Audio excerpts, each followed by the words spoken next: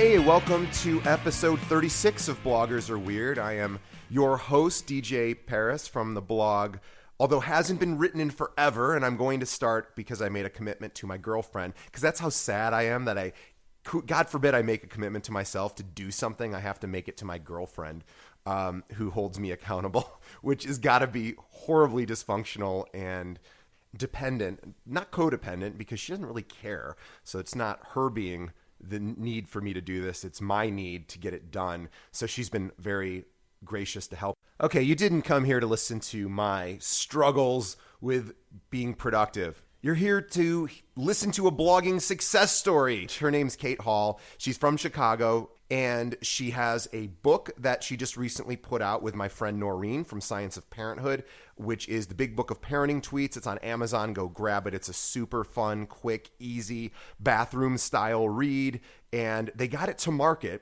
which is industry lingo. I'm not in the industry, but it's lingo for getting it done from start to finish within a couple of months. I mean, from concept to on shelves. And that is beyond amazing for those of us who have tried to get a book published. And she's going to talk all about how she did it. Also, her own blog, which is ridiculously funny. Can I get another bottle of wine, which is WHINE, and .com. And she's fantastic. Good friend. She's one of the few people that I read that I think is actually super funny. So grab a tumbler of Merlot, which is this local Chicago disgusting drink, or whatever your drug of choice is. Mine are 2 for $5 Sun Chip bags at the grocery. I'm getting fat. And sit back, relax, and enjoy.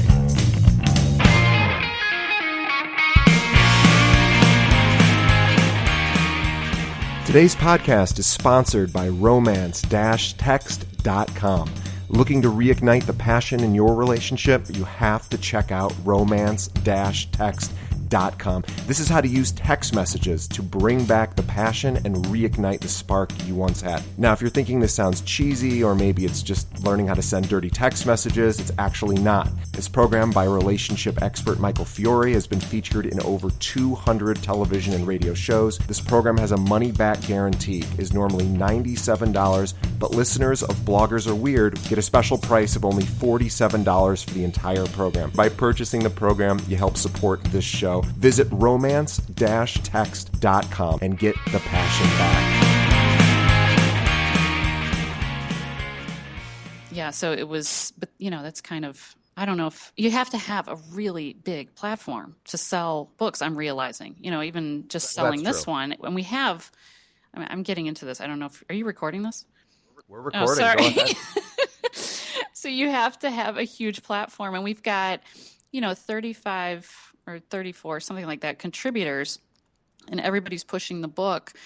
And, with Noreen and her PR skills, and, you think you're going to sell thousands and thousands of copies, and it's not that simple. So I can't even imagine having to do this with my platform, even though I think that I have a decent sized platform. It just, I don't know. It's really hard to sell books. Yeah. Did you ever read The War of Art? Have you read that yet? I haven't. I want to. It's on my list. It's a really good wake-up call to reality of being a writer, and it's basically the writer, sort of went, I'm just going to write, and I'm just going to work really hard every day, and I don't care if it's terrible, I'm just going to keep doing it. And something like, I forgot how many years later, he finally, after X number of rejections, and even did finally get published. I think it was like 7 novels later did he actually make $1 off it, and then he ended up writing The Legend of Bagger Vance, which was turned into a movie, and et cetera. And I don't know that he's even had a term. I mean, other than The War of Art, which has been a huge hit, but other than that, I don't think his fiction has sold extremely well. I know he's successful enough to do it professionally, but he even says, just write. And it's kind of one of those, like, if you just write, you'll feel really good about yourself no matter how well it does. That being said, you do have to have a marketing strategy. Right. And the good news is in your case and Noreen's case is you guys, you do marketing anyway with your blogs. So you have a good social media presence. So I think that going to help, of course. But yeah, I can't imagine what it's like to try to sell a book these days. Yeah. Yeah. I mean, there's so much out there, I mean, anybody can publish a book now. So, it's got to be good quality. I think now it's with self-publishing. And I think that we have a really good book. I mean, Jessica and Noreen, they footed the bill for all of this, and through Science of Parenthood, and they got the copy editor, and Jessica is an illustrator and she's an artist, so she created our cover, and so we kind of had a lot of that stuff taken care of. But yeah, I think it's a really good book, good quality. Well, by the way, I'm speaking with Kate Winehall, and Kate Hall, really, who's at Can I Get Another Bottle of Wine, which is WHINE .com, and every blog's got a pun, and that one's hers. And mine is a stupid pun. Yours is better, because mine, everyone goes, oh, it's about Paris, France, and then I go, oh, please read a few sentences, and you will learn that it's not. But I set myself up in not in a good initial first glance, because I remember, I don't know if you know Anne Paris, she's oh my God, I'm blanking on she'll kill me. But anyway, she and I are the two Parises, and she's with two R's and I'm one, and she's got a midlife blog, and I don't remember the name of it right now. But anyway, she's like a kind of a bigger deal, and she pulled me aside at one of the bloggers, and she said, you have to change that name. She goes, there's no way that name is helping you. And I said, no, I think it's okay. And she goes, you will never make it big with that name. and I said, I don't know. And she goes, trust me, I know these things. So at least yours makes sense. Doesn't confuse people. So anyway, first, Kate and I, gosh, I don't know. It's been at least 2 or 3 years. It's probably 2 years, yeah. And I don't know how I'm not sure who found who, but I'm always sort of, I don't know anybody. You're a Chicagoan, and I don't know really many Chicago bloggers, and you're one of the few. Mm-hmm. And so somehow, and then we met at Blog Her a few years back. Mm-hmm. And yeah. Are you going to next year's? I don't think so. I'm going to go to Blog You, I think. Oh, that's right. You told me that. Yeah. Well, I keep, I'm just kind of out of the game. We were talking about this. I'm a little out of the game at this point. I need to get back in. But I had said I thought Jen, from People I Want to Punch in the Throat, I thought she organized the whole thing. So I kept bugging her. That's what I did too. Yeah, I go, hey, how come I'm not speaking? Why don't you let me speak? I'll be great, blah, blah, blah. And she goes, finally, she just goes, okay, I'll pass it along. And finally, at one point, she goes, I don't run this thing, right? I have nothing to do with it. And I said, oh. And then, ironically, one of the two people that is kind of somewhat in charge, the person at the very top of it, I don't know, but the Kim Bongiorno is right up there, and she goes, hey, stupid, I'm the one, and I know her better than I know Jen. And so, and Kim's awesome. And we look like brother and sister. Her. Yeah, you do. Dude, we're both pale and blonde. Complete dummies. And anyway, so okay, enough about me. So anyway, so I think Kate is extraordinarily funny, and there's a lot of humor bloggers, and I mean, there's a lot of not funny people out there that think they're funny. So I don't think you're sadly, or I guess fortunately for us, that you're one of the good ones. Thank you. So, what are you going to read today? I'm going to read from the Big Book of Parenting Tweets. Let's plug that real quick. So, the Kate and one of the other bloggers that I have interviewed, who I am also a huge fan of, is Noreen McDaniel, Dworkin McDaniel, and she and Kate collaborated. And Jessica Ziegler. Oh, I'm sorry, and Jessica. Yeah, yes. She did all of our illustrations. She really put the book together. Jessica did. Yeah. Yeah, I should. I haven't met her yet, so I always forget about her. But Noreen keeps saying, like, I can't wait for you to meet her, and for whatever reason, we just haven't. But she wasn't at one of the last events that we were at. But she's awesome. I love her illustration, and then Noreen is a good writer in and of her own right, and then also super funny or super amazing editor, and then you're good too. So I didn't know that you guys even knew. I mean, honestly, I had no idea you were working on this, because I'm out of the loop, and I didn't know you even knew Noreen. Mm-hmm. I mean, not really. And then you guys don't live anywhere near each other, and here you are collaborating, and this book is out. It's on Amazon. It's called The Big Book of Parenting Tweets.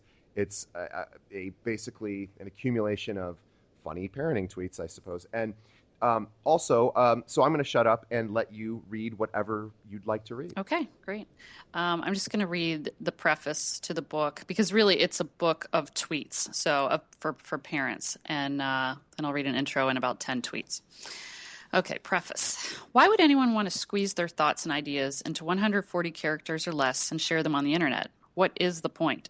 That's what I wondered when a friend encouraged me to join Twitter to promote my blog back in 2012.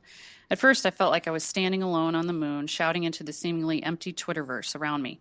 Occasionally, one of my tweets would get a star, Twitter for favoriting, or the highly coveted retweet or share was thrown my way. Those rare virtual high fives were enough to keep me going. Then I came across a joke on Twitter, a one-liner. Then I found more. I discovered an entire subculture of Twitter comedians. There were thousands of tweets sharing their wit and snark in 140 characters or less, and they were funny. It was like being at a comedy club while lying in bed unshowered eating a candy bar. I began closely following my favorite funny tweets, not wanting to miss a single joke. One night, I retweeted a joke that made me laugh. That tweet noticed, then starred and retweeted about 10 of my tweets. That was exciting. Still, I was nervous about putting my jokes out there with all these talented people. I feared my quips would fall thud like a wet swim diaper after a day at the pool. But my quip got a star, and then a retweet, then more stars, and more retweets. Oh, the validation. I was hooked. I spent more time on Twitter writing and reading, starring and retweeting. I read books on how to write comedy to make my tweets even better. I became slightly obsessed. A year and a half later, I've read more than 100,000 tweets. Each month, I publish the best I've read in a top 10 funniest tweets list on my blog, Hall of Tweets. Along the way, I've gotten to know many of these Twitter comedians personally, not only through their tweets, but also through interviews I've done with them for my site. For the most part, these comics aren't professional stand-ups or TV joke writers. Many of them work as teachers, doctors, marketing managers, or stay-at-home moms and dads, slogging through the same bedtime routines, dinner snafus, and bathroom misses we all are. Weirdly, though, Twitter has made me a better parent, a better mom. These days, I find that I don't get as upset with my kid when my kids spill milk or raid my hidden candy stash. Instead, I think, I'll tweet about that. The humor I read every day on Twitter has helped me change my perspective and has made me feel less alone. Like I'm not the only parent who feels clueless or thinks my kids are being little jerks. In these pages, Jessica, Noreen, and I have collected our favorite tweets from the tweeps who have us rolling at our own parenting mishaps. Many of them routinely make my funniest tweets list and snare coveted spots on the Huffington Post's weekly funniest tweets from parents lists. Check them out, laugh out loud, then go follow the contributors on Twitter and prepare to laugh some more. Part 2, Afternoon Delight? Yeah, right. What do parents really need? Yeah, infinite patience and boundless love are nice. The ability to function on mere minutes of sleep is helpful, and a gift subscription to the Whine of the Month Club is definitely appreciated. But to make it through the Tough Mudder Iron Man event that is child rearing, parents especially need the following: a philosophical outlook on life, the ability to multitask like IBM's Deep Blue computer, a full tank of gas. Because once you get past the feeding and the wiping and the potty training stages, most of parenting really comes down to fielding those big questions. What happens when you die? Why can't we get a kangaroo? Why don't mommies have penises? While simultaneously opening snacks, making work calls, mentally racking your brain for what you could possibly make for dinner, and crisscrossing town to get the kids from school to soccer, the tutor, scouts, dance class, and if you're really lucky, the grocery store. Because what's for dinner remains your big question. Still, you might keep a fully charged iPad on hand as well. You'll need something to keep the kiddos occupied when it's finally time to tap that big box of Chardonnay. What time is it, anyway? Oh, what the hell. It's always 5 p.m. somewhere. Salud. All right, and here's 10 of the tweets in this section. Great. I just sucked melted chocolate off my 2-year-old's filthy fingers, in case you're from the future and wondering how the outbreak started. At Dad and Buried. Dear children, I've been flushing toilets for over 30 years. I know how and don't need any more practice. Love, Mom. At Buried with Kids. Yes, ladies, you can have it all, but keep in mind most of it sucks. At Housewife of Hell. Just in case anyone is looking for their snot, my son has it all over his face. All of it. My son has all the snot. At Dad and Buried. If you think you can ride your kid's razor scooter over the curb dip of your driveway without severe injury, you're an idiot. I'm an idiot. At Andy as adjective. My kids love juice boxes. Unless someone else puts the straw in, then they're ruined. At Funny is Family. How much for the baby slingshot? Ma'am, that's a swing set. I'll take 2. And how much for the toddler cages? That's a playhouse. At Lurk at Home Mom. I leave more parties with a girl crying in my back seat than a limo driver on prom night. At Suburban Snaps. Me. Okay, mommy is sick and it's spring break. Here's the keys. Go somewhere for 4 hours. Them. We don't know how to drive. Me. Bring home dinner too. At Fab Life 4. And the last one I'll read.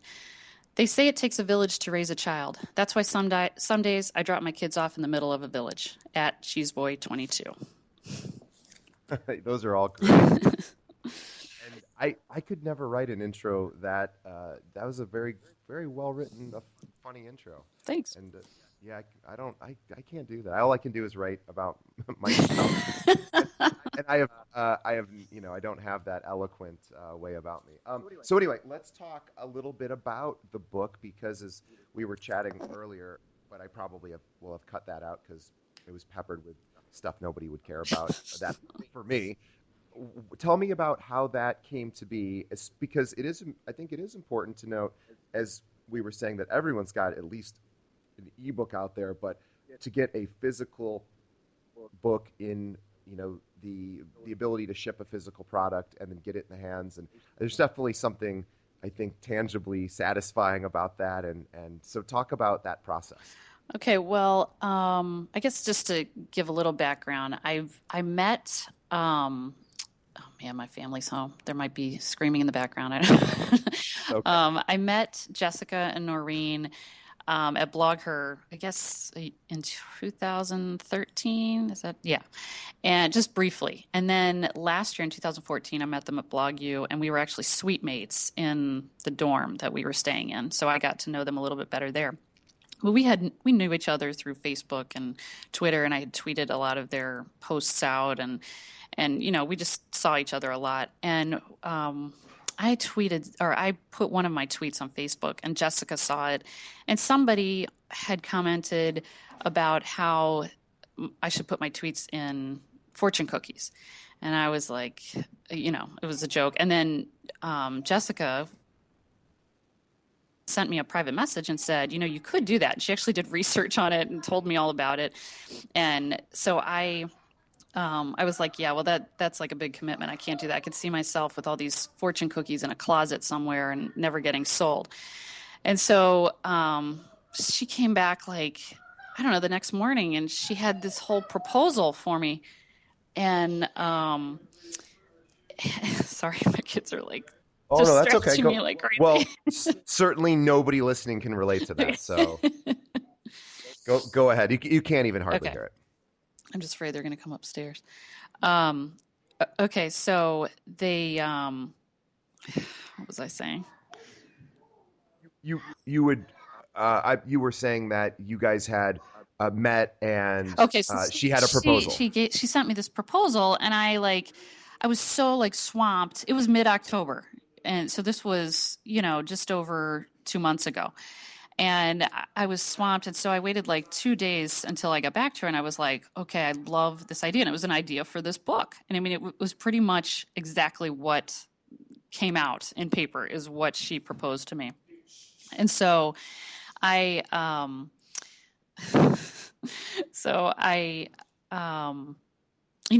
just immediately started working on it. And Jessica has background in she's done books before, and so has Noreen. So they knew what they were doing. I was pretty much the curator of the tweets. I had these relationships with people on Twitter, and Jessica has this, she knows how to make cartoons and illustrate. She knows how to make a book, and Noreen is like the PR queen. So we kind of all had these 3 parts that came together to create this book. Yeah, it's a really perfect storm, I suspect, yes. The team. However, the timeline is remarkable. How this whole thing came together within a few Yeah, months? it actually was, I think, about 30 days from the time that Jessica sent me the proposal to the time that we got the book out. Unbelievable. Yeah, it was And fast.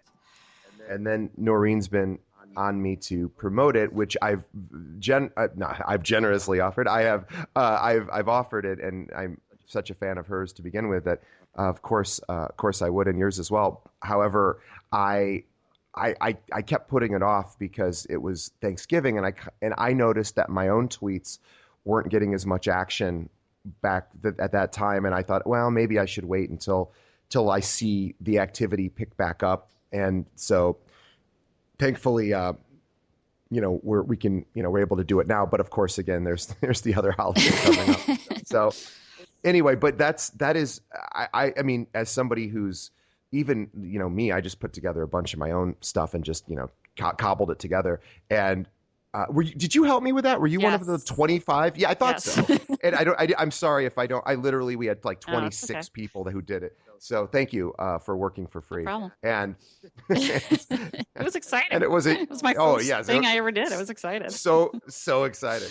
So it sold 4 copies. Very exciting. I love it. For me, I still, I don't know, I get a handful of sales every week or so. And it's so, even though I haven't written it forever, it's so funny because it's all right there on the blog, and it's, and I only use it. I get like no proceeds from it, but the only thing I do is it pays for a little bit of the hosting or whatever. Hmm. But I'm always like totally blown away that somebody would spend $3 on that or whatever. Maybe it's $4, I forget. But it is great. But you guys have a real product, and I think there is true value in finding, funny, because I sort of see this book, at least for me, as something I could read like going to the bathroom, which I know Right. is not maybe but it's a perfect bathroom Yeah, book, and really. it's a perfect gift book. I mean, I gave it to all of my kids' teachers for Christmas, and I mean, Oh, that's I've great. been just, passing it out, and it really is because it's a short read. I mean, you can read it pretty quickly, so it's definitely more, of a gift book or a bathroom read, I would say. Yeah, it's super funny. I've been reading it since I got a copy of it, and it's really it is. It's short, but it's as you can tell, it's super funny. Hmm. And but we shouldn't gloss over your own stuff, which is really more traditional blog parenting humor. Here's what's going on in my life, craziness that you do on a very, very regular basis.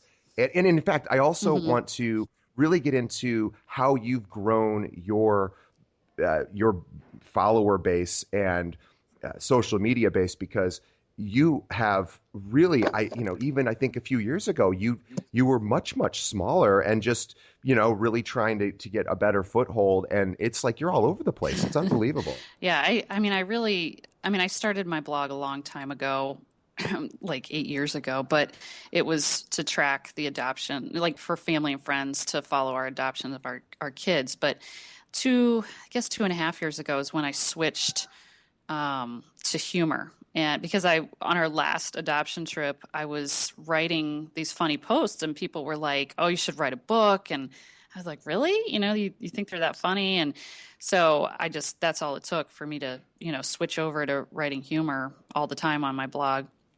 And, yeah, I mean, I think started following you about 2 years ago, and you were a huge influence on my Twitter following. And just, I just did what I saw you do because I really admired your work, and I loved your posts, the honesty in them. That just really was huge for me. I wanted my stuff to be funny and honest, like I saw yours.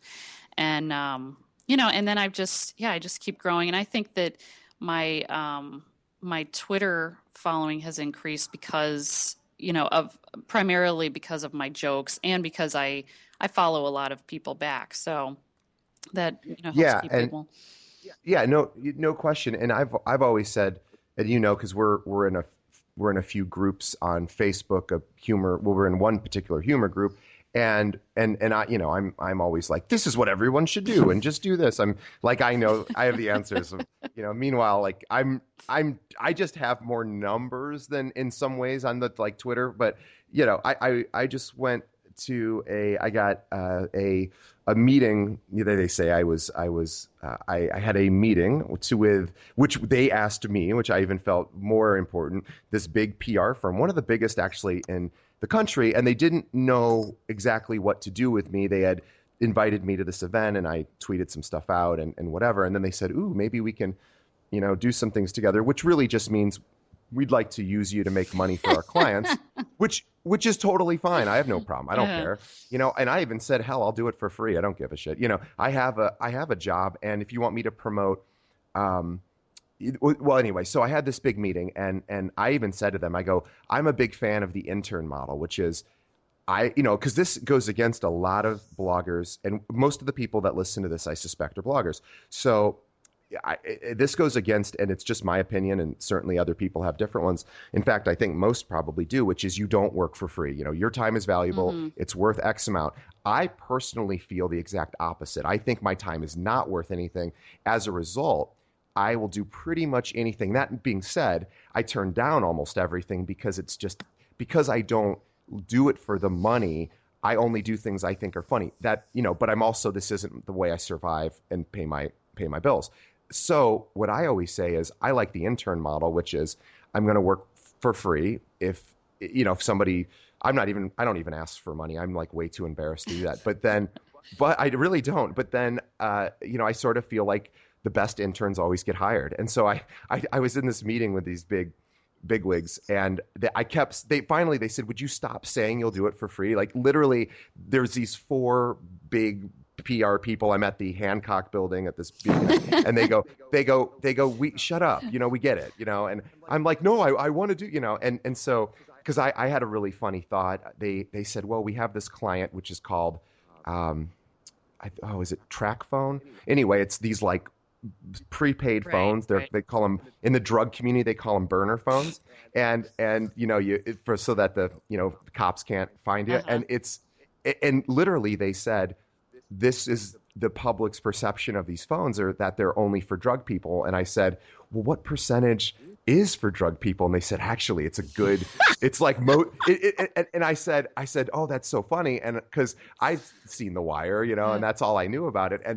And I said, well, do they have a sense of humor about that? Or do they sort of not want to address that at all? And they said, no, they have a pretty good sense of humor. And I said, oh my God, I'd love to do this, but as with most things that has ever been an opportunity for me, it never happened. Nothing ever happens, and that it's okay. Like I don't assume it will. I assume it's, so I tell, I say this all the time. I'm like, it's not, nothing's going to work out. It's never going to happen as a result. Or just, I guess maybe better said, you really have little control over how well the public perceives us. It's just try to write the best you can and try to get in front of as many people as you can. Mm-hmm. And just let the chips fall where they may. Yeah. That being said, Noreen, your partner in this project, would probably completely disagree with that because I've seen her stand up at a conference, literally in a session that I was at that she happened to be at. She stood up and said, what am I doing wrong? She didn't mean that she was doing something wrong. She goes, what am I missing? How do I make this thing work? I have to make this thing work. I'm going to make it work. And she stood up and said, what can anyone tell me that I'm not doing? And I went, wow, that's so cool. And she's just like, she's like, I have to make it. I'm going to make it. And I just need to figure out how. And so I love that ability for a blogger to really embrace the marketing side of it, which a lot of us go, oh, I don't really want to do that. And I go, well, you probably should do some of it because otherwise there's like a million blogs out there. No one's going to find yours. Right. Yeah. So how you've been very active in the community. You help a lot of bloggers. You're very active in trying some different marketing techniques. And like I said, you're all over the place now. So what are some of the things that you've tried, if anything comes to mind, that's worked for you and that hasn't worked? And I started a second blog, actually a third, but the other blog we don't even talk about. But I started this Hall of Tweets blog. And it's kind of a play on my name, Kate Hall, Hall of Tweets. And because I knew that a lot of the people that follow my Can I Get Another Bottle of Wine blog are not on Twitter. So this Hall of Tweets blog is it's pretty much all Twitter. So that blog is, I do my, once a month, I do the top 10 funniest tweets that I find. And I really like search for those. So it's a lot, there's a lot of work that goes into finding those. So I feel kind of proud of, what I find for those. And people really enjoy that. And when they're on the list, they a lot of times will retweet the list and people share it around. And then I started interviewing the people, like these Twitter comedians that I find funny, but yet, there's these people that you follow, and if they're not bloggers, then you don't know anything about them other than what they tweet. So I have been interviewing some of these people on Twitter who, some of them have blogs, but some of them aren't as well known for their blogs, or they stopped blogging. And then some of them don't have blogs at all. So I've gotten really good feedback about, just people really love to get behind, the tweets and see these people for who they are, and just learn stuff about them and their family life, or, what they do outside of Twitter. So yeah, I think that's such an important lesson, which is to other bloggers that it truly is, and it's not a touchy-feely new age, actually doesn't work in the real world thing, which is, everyone's friendly and you help each other. But actually in this, the way that social media distribution happens is sort of that model, which is you can promote other people's work in a number of different ways, and then they will promote their own their own work that's being seen in your platform and on your blog. And, here's my tweet. I got also interviewed, and it's pretty cool. And then they're going to promote your work as a result of you promoting theirs. It really, truly does work. Right. I think the key thing is that you want to promote quality work. So, I think there are a lot of people out there that are sharing each other's stuff, but it's not always good stuff. And so then you kind of can get a reputation for sharing stuff that's not that good. So I'm kind of careful about what I share. And even on Twitter, I use Triber, and I have to make sure that the titles are good. The titles are important because people are not going to click on something that the title doesn't pull them in. So I feel like it's really important to, otherwise people just ignore it. So I think it's important to have, you share good quality stuff from other people. 100%. And people, I sort of, I 100% agree, as you are promoting somebody, that your reputation is at stake as a valuable, information distributor to your readers or your followers, that, if you're going to promote something, it's hopefully going to be worth their time. That being said, I also think with my own personal tweets that have nothing to do with anyone else, I'll put the stupidest, unfunny. I do sometimes, and as a result, I go, nobody really cares. Like, they don't expect me to be perfect. But if I'm going to promote somebody else's work, I think you're right. I think it really has to be worthwhile for the audience.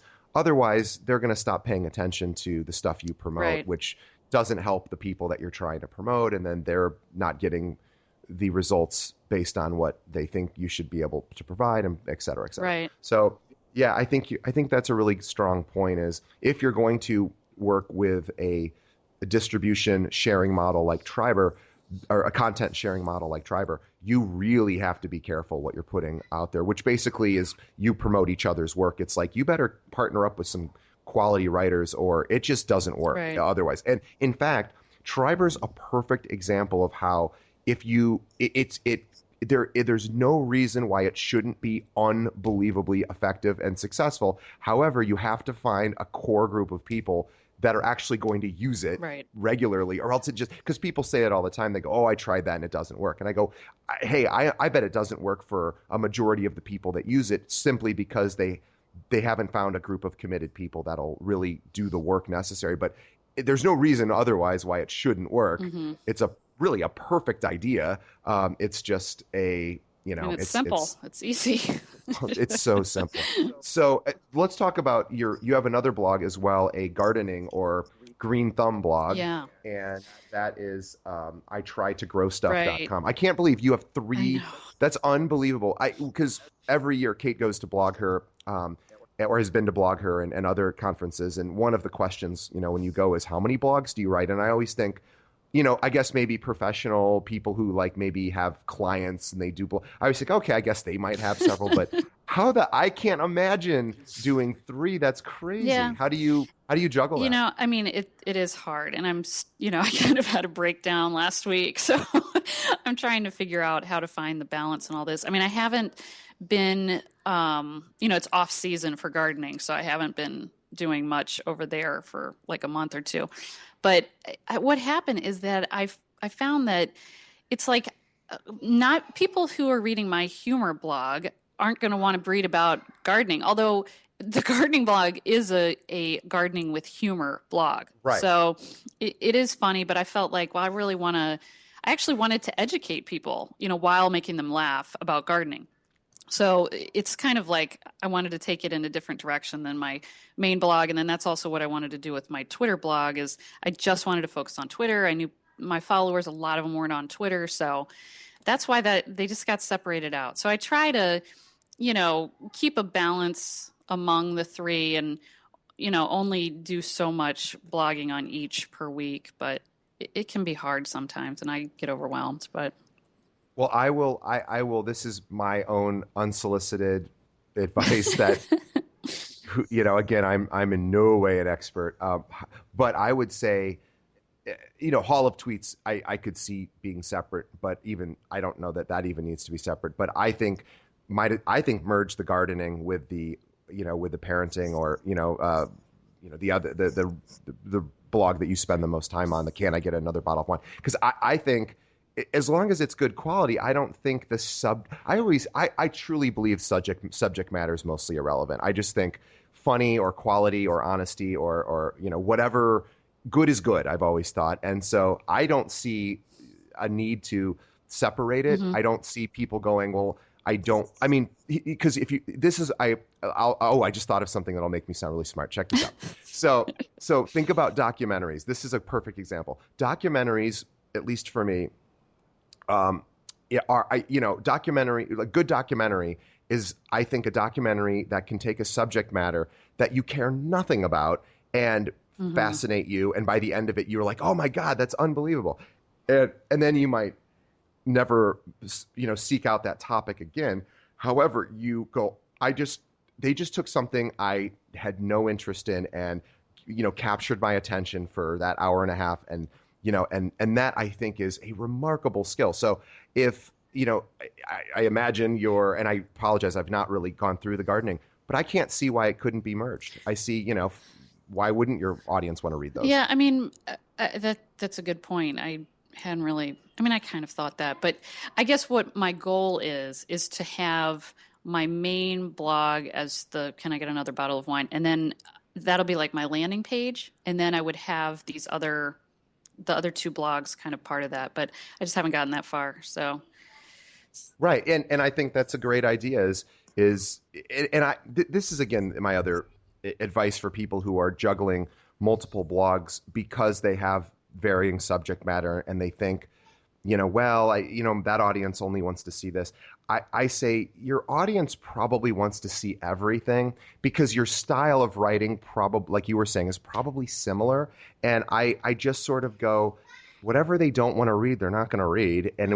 But if they like you, they'll keep coming back. So I personally, and the other thing I think is why make it harder for people to find you, But again, that's my own opinion. No, that's a good point. I mean, it's something for me to think about.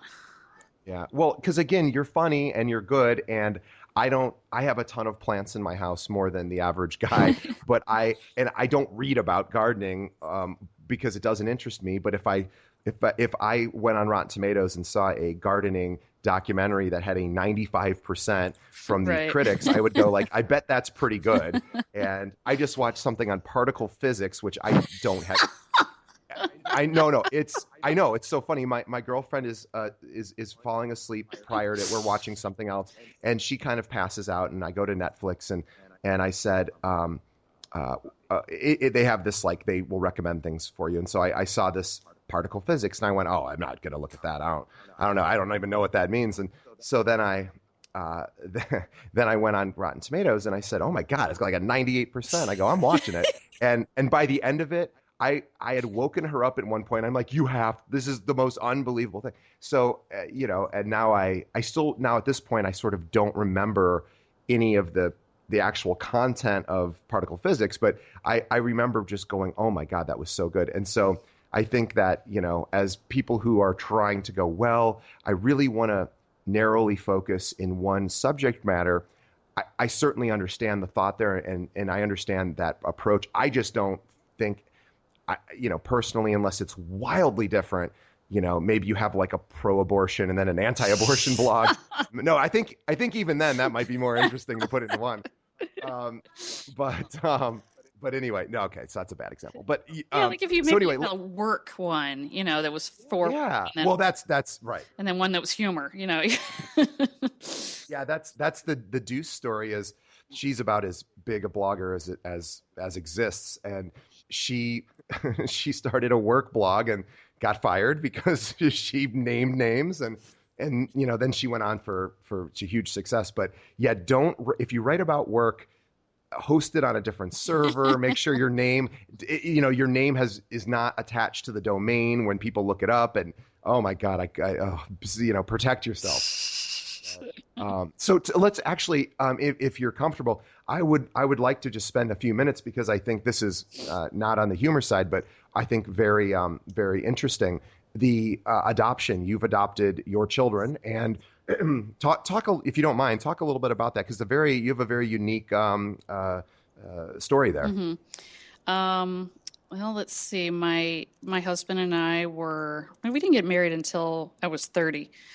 So, it was about a year later we started to, try to have kids, and it wasn't coming as easily as I always thought it would. And I kind of had always wanted to adopt. It was like something, not always, but probably for the previous 10 years, it was something that I kind of wanted to do.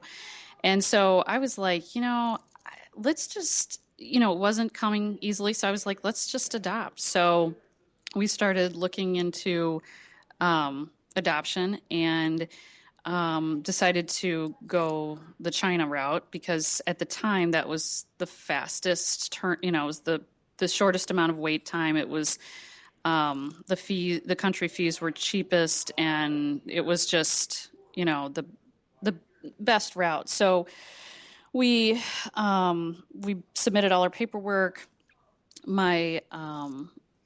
And we ended up like a year and a half later adopting my oldest son, and he's now 10.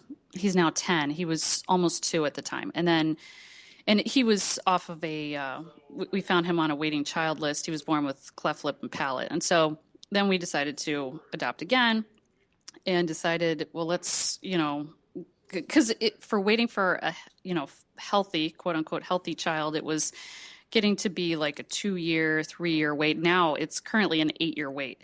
So we decided to adopt our second son, who also had a cleft lip and palate, and then went back for our daughter, who's 5, and she also has a cleft lip and palate. So that's kind of, where we are with our family. And with the cleft lip, and I know that, gosh, is there something in China? Is there something genetically it is for Chinese people? It's more common in Asian people. That's what I've read. It's a common special need on the lists where these children are. Cleft lip and palate is like at the top of the list. It's very common. Is it sort of sadly because aesthetically, probably parents? I think so. Yeah. That's it. And it's not like they can get it, the child surgery as easily, as you can here in the United States. So it is sad, because it's something that's so easily fixable. Yeah, I have a friend who is an ENT surgeon here at Children's Hospital in Chicago, and he does a tremendous number of those surgeries, and a lot of times we'll go to foreign countries, some of and for a few days at a time just to help out and do some of the surgeries over there too. But it is extremely fixable, um, and so when you're the adoption process in China, and then how do you have to clear that with the United States? How does that work? Oh, there was like a lot of paperwork. I mean, you go through, I can't even remember. I mean, there were so many papers, and you have to have home studies done, meet with a social worker, they come into your house.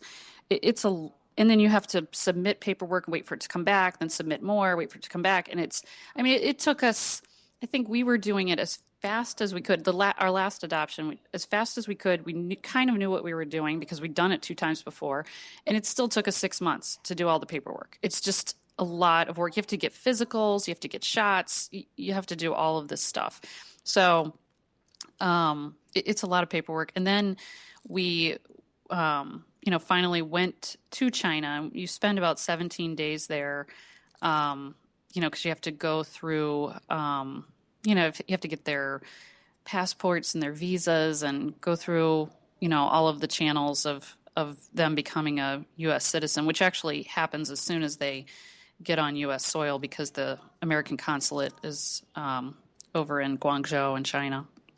So that's actually pretty convenient. And then are you done? Yes. Oh my Yes. God. Yeah. I actually kind of always wanted 4 kids, but after my daughter, who is just little Miss Sassy Pants, I was like, I can't do anymore. I can't do it. So what's next? Do you have any future plans for more book writing, or are you just going to focus on the blog or other things even? Yeah, we're planning to do another book with Jessica and Noreen. We're hoping to do more and more. So this one has been pretty successful. So we're excited about. I don't know if it'll be parenting. We're talking about other topics. So I don't know. We might do parenting and marriage or something else. So, but as far as I go, I'm just going to keep plugging along what I'm doing. So, but I've enjoyed the experience with the book. It was a lot of fun, and I don't know, there was kind of a rush about it that I really enjoyed. So, Yeah, yeah, I'm sure. And you and I know because I think you and I are. I'm 95% sure we're on. And I won't mention the name of the book only because I don't know if it will actually happen or not. But there are a lot of collaborations of, hey, we're putting a book together. Let's send me over some stuff, and a lot of it's just for whatever reason just isn't going to actually come to fruition. So the fact that you guys created a product. I mean, are you in that one book that I'm in where I forget the name? I don't even remember the name, but it's like with the last couple of years we've yes. submitted. Yes, whatever is that good? Do you know anything about that book? I don't know.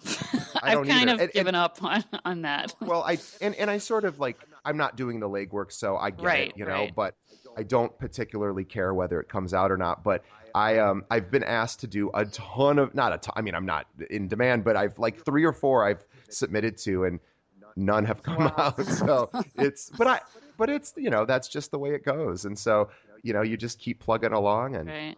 Yeah, and it I had a serious piece in the Her Stories book with that's Stephanie Springer uh, and Jessica. I can't remember Jessica's name right now, but yeah, that they did. So that was my first time being in a book, and that was actually not humor at all. So, and then I was in and another book recently that was a humor anthology, but I think they're republishing it or something like that. So I don't know. so and for new bloggers who would like to find like-minded bloggers to collaborate with, what's your advice on the best ways to do I that? think the biggest, I mean, it's just networking. You just need to get to know people, and it takes time. I mean, I've been doing this, on Facebook and networking for 2 years, and it just so happened that Stephanie, whose book I was in first, I mean, I'm good friends with her, so she invited me to write a post for the series they were doing, and then they decided to turn it into a book. So it's kind of like stuff just kind of falls in your lap. I mean, that's what happened with this big book of parenting tweets. I mean, it was like I was tweeting and Jessica and Noreen and I kind of followed each other, and then all of a sudden Jessica had this idea, and then we just all came together really fast. So it's just stuff happens, and I get in, like you said, these groups where people are like, let's do an anthology. And some of them happen and some of them don't. And, you hope somebody will take the reins and make it happen. I'm not that kind of person. So, well, you were, in this case, you were the talent. You were the, or what they say in the, the entertainment industry is you're the hired gun, and it's to some extent, and they do the operational side and marketing. And you just, and that, I don't know how you feel about doing the other parts, but, I know you're a great marketer, but, for me, it's like, maybe we aren't each of us aren't super strong in all those areas. Right. I know I'm not. And so to find partners and, you were just saying networking, and I want to sort of give my definition of that, which is really very simple, at least for me, which is read other people's stuff, reach out to them and tell them what you feel about their material, especially if you like it, and offer to promote it. I cannot tell you how I could count with probably maybe 5 times total has someone ever reached out to me and said, hey, do you mind if I tweet out one of your stories? And a lot of times people not a lot of times, but sometimes they just will out of the goodness of their heart, but very few times. And if anyone even if they had 10 Twitter followers, if somebody writes to me and says, hey, do you mind if I promote this on Facebook, or, can I send this out? I mean, it would be the greatest thrill of my day just to have somebody go, so I promise that, but very few people think to ever do that, or just even reaching out and saying, hey, I read your stuff and I really like it. And I find that more often than not, these bloggers or authors or whoever, a lot of them just reply back. Like Jill, who's Scary Mommy, is a perfect example of somebody that is insanely busy with her ultra successful blog and doesn't know me from Adam. I don't think I've ever met her.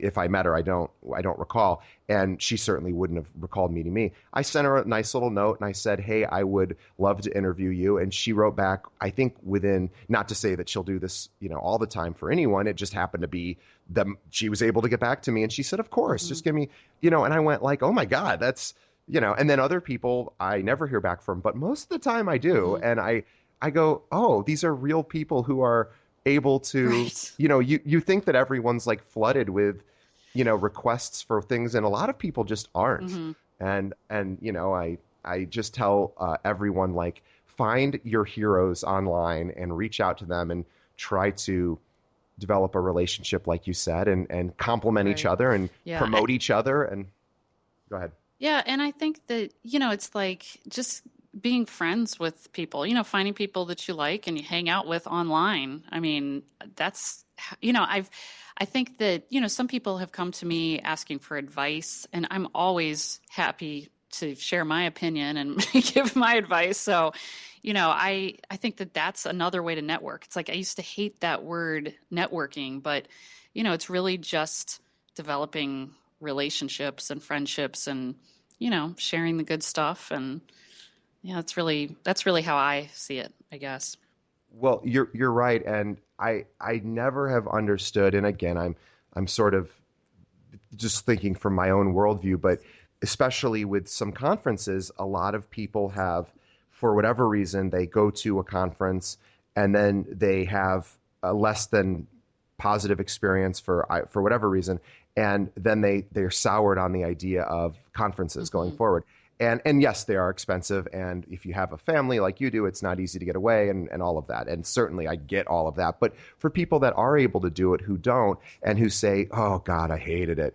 I always think, like, how could you hate it? Because I truly, and I don't know if you can relate to this, although I suspect you could, is I go for one reason now, which is, oh my gosh, I get to see my friends. Right. And to me, like, how cool is that? And then they're all from all over the country. They're busy. They have families. They don't, they're Hmm. not thinking of me every day. And to be able to like say hi to some of these people who I admire, who I have hung out with, and who I've developed relationships with. I mean, I'm going to see Diane, who is Momo, who is Hmm. the blog her tweeter, and she's kind of runs the whole social media side. And she and I are like really good friends now. And I just happened to walk up to her at a when I was at the first blog her, and I said, "Oh, I said you're Momo," and and now we're really, really good friends. And it's funny because, and you and I and other people, and I just think, well, I guess if you're not the kind of person to go and make friends, Hmm. then maybe. But I went to the very first blog her in New York, I think this will be 4 years ago, and I literally only knew Anissa, who was running Aiming Low, and I had never met her or spoken to her, but I was doing a little writing for them, and I knew Leela from her blog, and that was literally the only two people I knew at all. And I knew, and I had Tanis from Redneck Mommy. Hmm. We had sort of joked back and forth.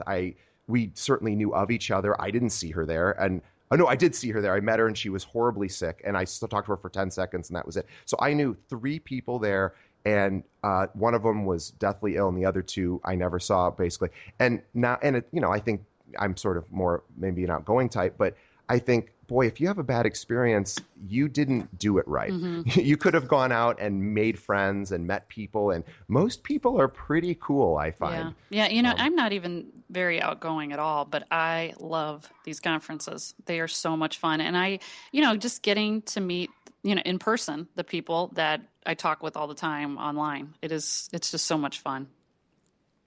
100% agree. Well, I have manipulated enough of this interview, so I will let you get back to your Saturday and your family. And I did again. Let's plug your stuff, please, everyone, as a last minute stocking stuffer or for anyone, any particular event or celebration. And here's a cool idea. Let's say you're hosting a dinner party. Have a gives everyone a book on their way out. No one does that. I think that's a cool idea. No one thinks to do. I always think if people are nice enough to come over to my home, even though I'm making them dinner or something, maybe they should walk away with something. That's kind of an idea. Yeah. But anyway, it's available via ebook or Amazon. It's called The Big Book of Parenting Tweets.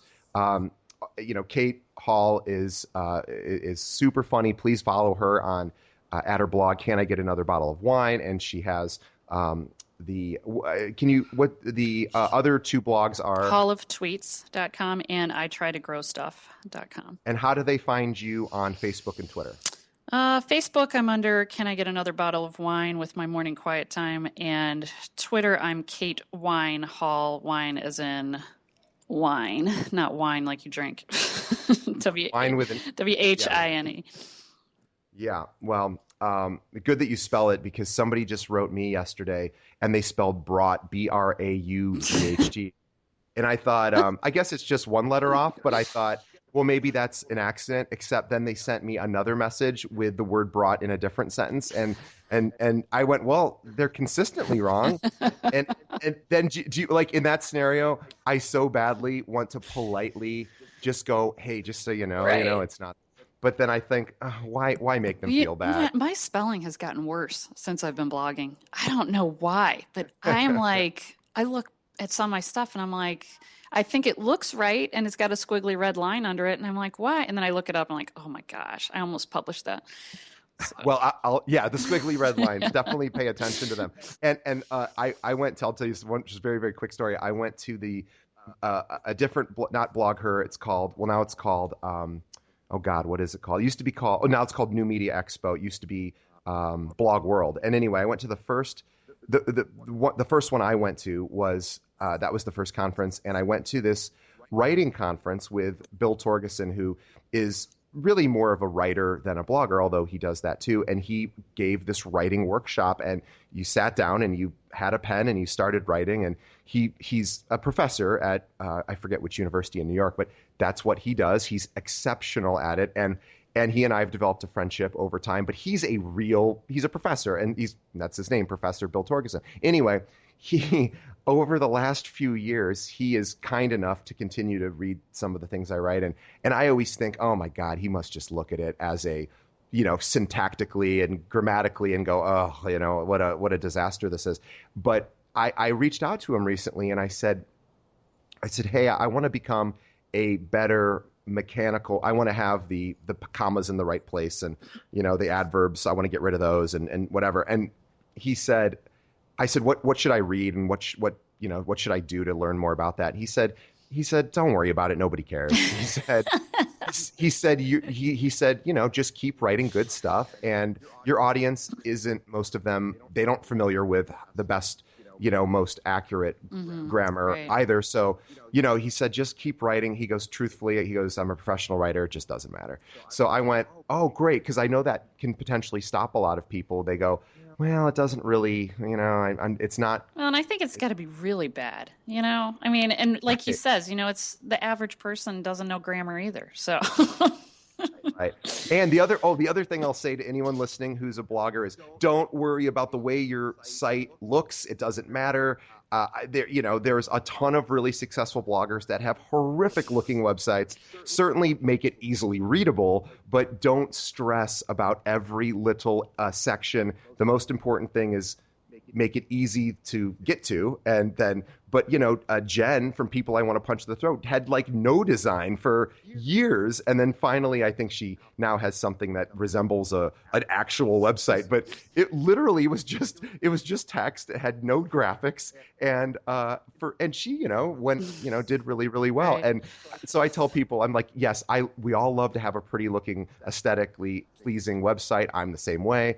But just right, and worry about that stuff later. It's the you don't need to buy your wife the 3-carat diamond ring today.